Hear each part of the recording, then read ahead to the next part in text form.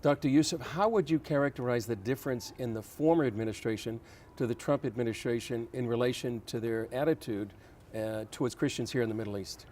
Well, the Trump administration, especially under the leadership of Vice President Pence, they made human rights and particularly the persecuted religious persecution to be a priority.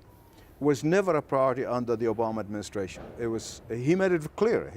He went to Turkey and he identified with them. He went to Egypt, identified with them. He never said a word about the persecuted Christians, to my knowledge, in all 8 years he's in power.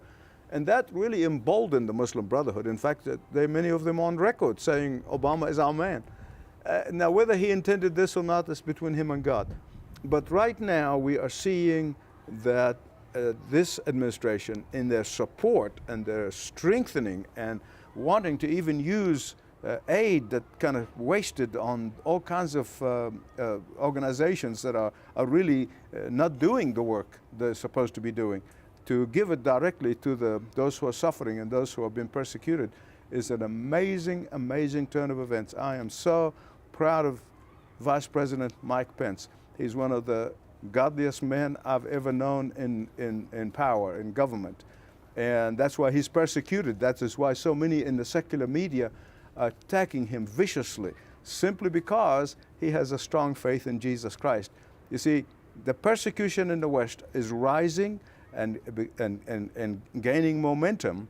And believe it or not, as I said to you one time, the secularists are encouraged, motivated, and really almost pushed by the Islamists, who don't care about the secularists, but they really want to do this because they also hate the Christians. They deny the divinity of Christ, and even some of professing Christians have joined forces with the secularists and the Islamists in denying of the divinity of Christ. But if you do that, the Christianity is empty. Do Christian leaders here in the Middle East, do they notice the difference? They do. They do. Some of them are afraid to come out in the open because they're still under pressure. And they say, oh, no, we don't need American help. But in privacy, they do. They tell me they do, and they appreciate it. But look, they're trying to survive in this very, very wild neighborhood, if you like. But in reality, the average Christian does. The average Christian appreciates. My colleague Mike Pearson traveled with me in the Middle East and even in the streets of Cairo or other places. And you mention Trump and they say, yeah, Trump is good. And so the average person is very happy with Mr. Trump and the administration. And do they see, and from your observation, do you see a change in the foreign policy here from the former administration to now? And what difference has that made? Well, look at the one thing. They're ready to do almost damage to the trade and the economy with Turkey over a pastor. And all of the secular media, without exception, are saying, a pastor? Who cares about a pastor? The trade with Turkey is much more important. The money and the value of the lira is much more important. See, that is exactly what has been happening and I'm talking about Republicans and Democrats. They have numbed our culture into not valuing believers, not valuing Christians, not valuing a pastor.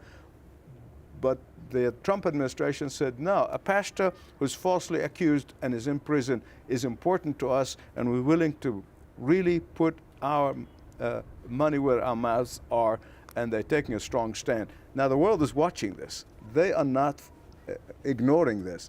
They know that they're going to be next unless they stop persecuting Christians. So for that, I'm very grateful. Yeah. Same thing with Iran, too. I believe in 2009, millions of Iranians went to the streets. The White House was silent. Here, they immediately got support. They're supporting those that are going to the streets. Yes, and we pray that they will not give up. And they keep doing what the Egyptians did 5 years ago, and they took to the streets, 30 million of them took to the streets. And eventually the army said, we got to be stewards of the country, not stewards of the president, and they supported them. So I'm hoping the same thing happens in Iran. Yeah. Do people on the streets know the difference? Do they know Trump is standing with them? Trust me, they do.